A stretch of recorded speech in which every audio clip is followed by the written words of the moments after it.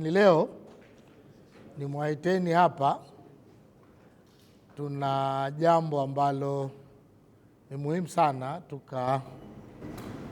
tukalijua na tukawaelimisha watu ama kuhabarisha watu.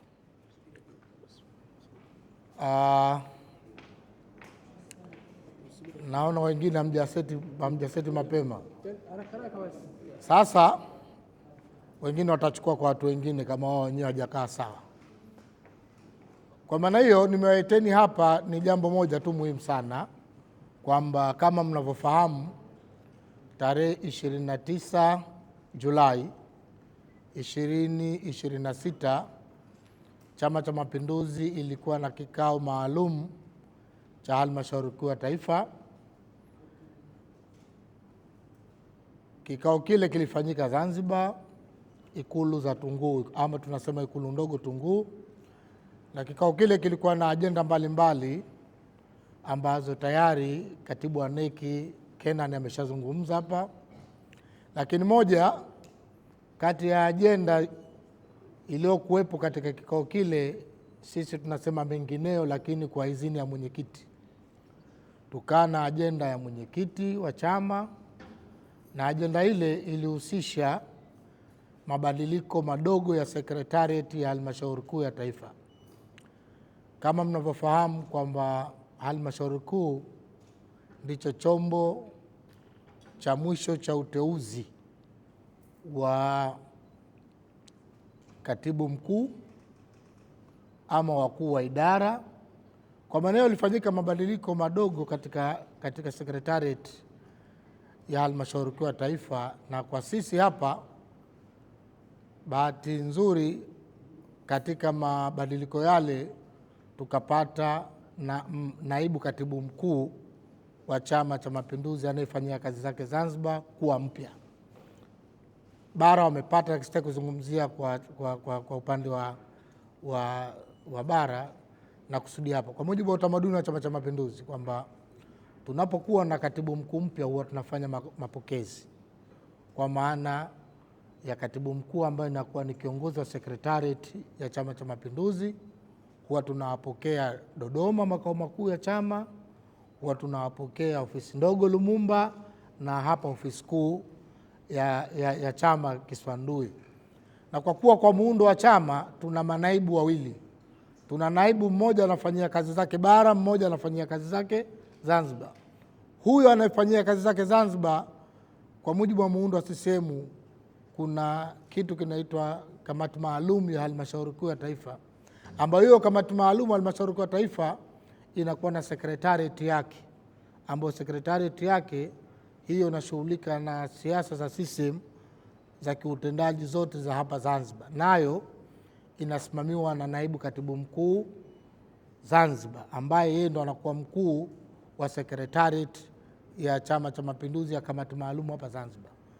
Kwa maana kwa utamaduni wa Chama cha Mapinduzi, tunapompata kiongozi wa sekretarieti huwa tunafanya mapokezi maalum kwa ajili ya kumkaribisha ofisini, lakini pia kufanya mapokezi kumpongeza kutokana na imani aliyopewa na viongozi wetu wakuu, lakini pia kuthibitishwa na Halmashauri Kuu ya Taifa.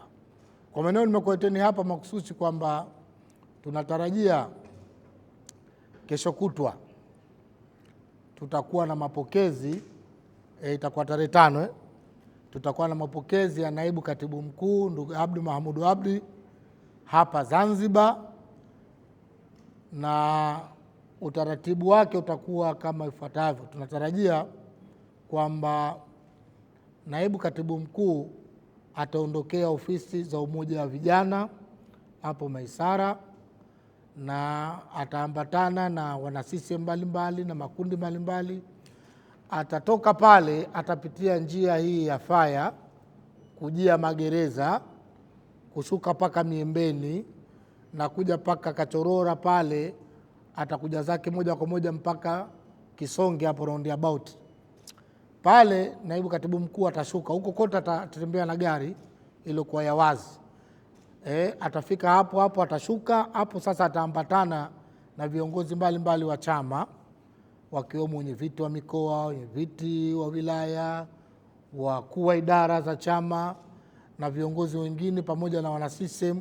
Tutatembea pale kutoka kwa miguu sasa kuja zake mpaka ofisi kuu ya chama hapa Kiswandui, ambapo atakapofika kwenye lango kuu pale atatembea peke yake, kumpa nafasi atavishwa skafu. Baada ya kuvishwa skafu pale ataingia ndani. Atakapoingia ndani atapokewa na naibu katibu mkuu aliyomaliza muda wake, Daktari Mohamed Said Mohamed Dimwa. Baadaye ataambatana, atakwenda kwenye kaburi la hayati Mzee Karume, atasoma dua. Baadaye atarudi hapo, atazungumza na wana CCM watakaojitokeza katika viwanja vyetu. Baadaye tutaenda naye katika ukumbi wa sekretarieti juu kwa makabidhiano ya ofisi. Kwa maana hiyo tumewaiteni kukupeni ratiba hiyo na nyie mkaitangaze, na vile vile niwaombe kupitia kwenu wananchi wajitokeze kwa wingi, wana CCM wapenzi, ili kuja kumlaki kiongozi wetu mpya ambaye anakuja zake sasa hapa ofisi kuu za chama Kiswandui. Lakini pia nitumie fursa hii kwamba kama mkuu wa idara ya itikadi na uenezi, sisi pia tunatoa pongezi zetu za dhati kwa naibu katibu mkuu ambaye aliyemaliza muda wake kwa kazi kubwa nzuri aliyoifanya, na nyinyi nyote mashahidi kwamba sio jambo dogo kusimamia utendaji wa chama kikubwa kama hichi. Chama kina mambo mengi, lakini kikubwa pia ametusaidia kutuvusha kwenye uchaguzi mkuu. Kwa kweli lazima tumshukuru na tumuombee Mungu amjalie afya njema na aendelee kutusaidia na kutushauri, kwa sababu siasa za Zanzibar mnazijua, si siasa za maigizo. Mimi siku zote nasema kwamba siasa za Zanzibar si siasa za underground peke yake, ni siasa ambazo za kushawishi watu, na ndio maana mnawakuta watu wengi huwa wanaandamana, wanataka mikutano ya hadhara. Hata mabadiliko duniani huwa yanatokea kutokana na masi za watu. Mmesikia Arabic Spring zile zilizotokea Misri, Morocco, Algeria, ni watu kushawishika. Kwa maana hiyo mimi nimshukuru sana naibu katibu mkuu aliyopita, alitupa mashirikiano mazuri, na ndio maana mkatuona kila wakati tunazungumza na nyie, mkaona tumeendesha kampeni vizuri idara ya uenezi.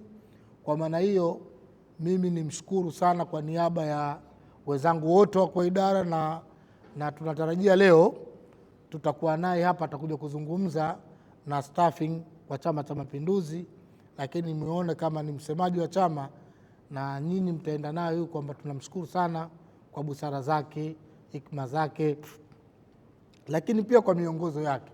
Tunamtakia majukumu yake mengine mema, bado ana nguvu na naamini bado anaweza kutumika kama watakavyoona viongozi wetu inafaa. Baada ya kusema hayo, mimi nikushukuruni sana.